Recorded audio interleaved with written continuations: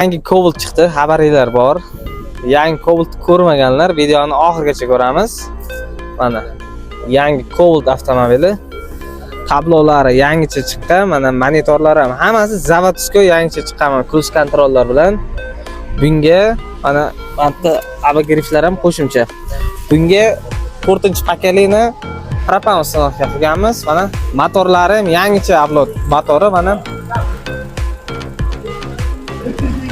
Miyasi Yevropa gazdan Basico 24 ga to'g'ri bu polishga hisoblanadi. Reduktori esa italyanskiy. Nordic va italyanskiy real original fabrikalar bilan uстановка qilganmiz. Gaz ballonga keladigan bo'lsak 65 litrli silindrovoy hozir. Silindrovoy ballon uстановка qilindi mana. Ana chanalari ham hamma zavodskiy mana. Hech qanaqa mana svarka joylari yo'q. Zavodskiy chanallari bilan uстановка qilindi.